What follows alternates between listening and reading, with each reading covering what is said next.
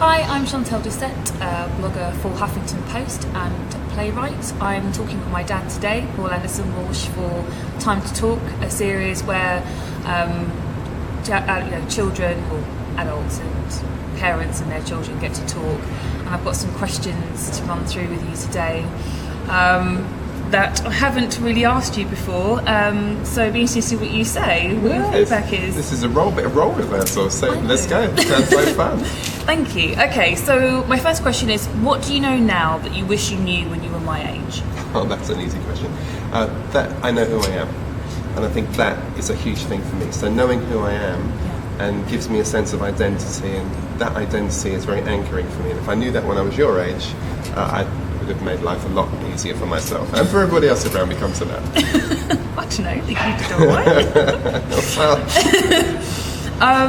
Okay, that's really good to know. That's interesting.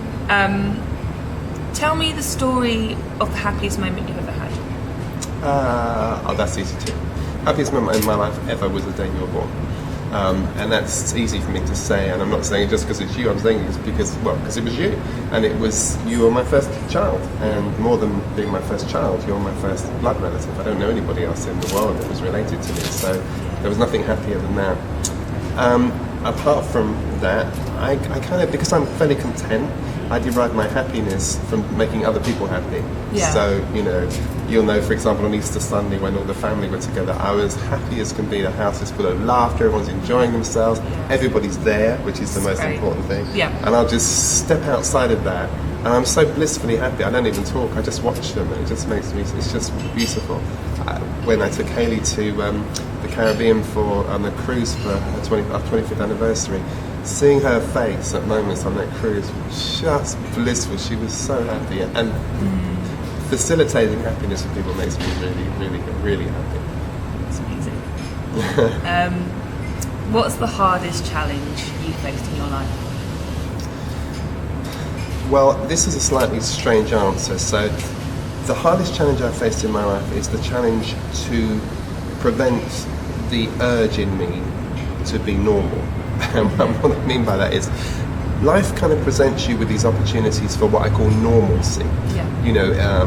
I can think of roles I've had in life. A good example of that would be when I was the chief executive of the Stephen Lawrence Trust. That said, there's a normalcy opportunity for you. You're going to have a normal job. Well, not a normal, but a kind of super normal job. Do you know what I mean? But I'm not a normal person. I don't think like normal people do. I can think of loads of examples in my life where I've tried to reach normalcy because I thought I would feel better if I was like everybody else, only to find out that I'm not like everybody else. Yeah. And so so the challenge for me is to prevent the lure of normalcy, and then the real challenge for me is to recover when I don't resist the lure of normalcy, because I get so disillusioned about the fact that I'm just not like other people, and that I find really hard to get my mind around. That's really interesting, because that falls in with what you said before about knowing who you are in terms of what you'd like to know when you were my age. Yeah. So that seems like that's a check on keeping the authenticity, maybe, like your authenticity.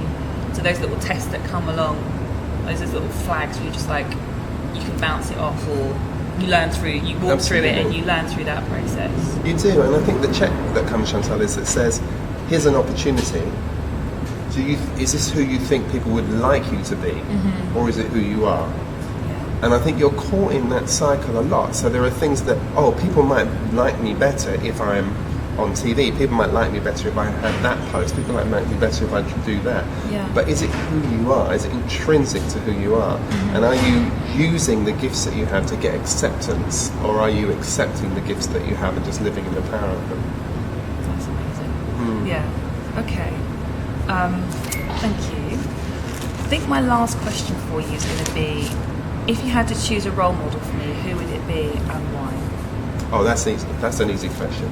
So, I mean, the obvious thing to say is you'd pick Nelson Mandela, or you'd pick Mother Teresa, or you'd pick somebody like that, and all those would be great role models. But the absolute perfect role model for you is your highest self. Because if you model yourself on what your highest self knows to be true about you, you'll always make beautiful choices. You'll always choose beauty. You'll always choose generosity. You'll always choose forgiveness. You'll always choose the way of love.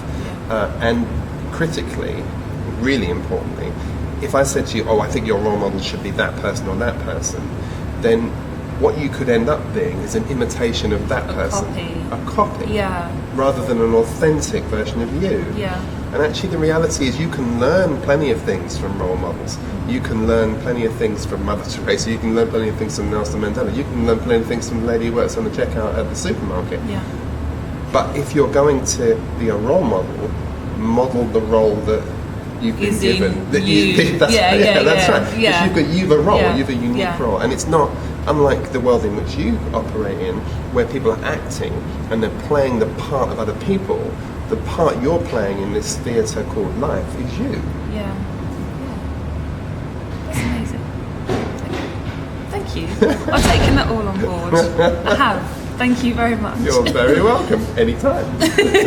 Now, where were you last night? What time did you go? Let's get back to the normal routine. Yeah. Role reversal. Role reversal. Fantastic. Thanks, Dad. Pleasure to see you. Thank you. Good.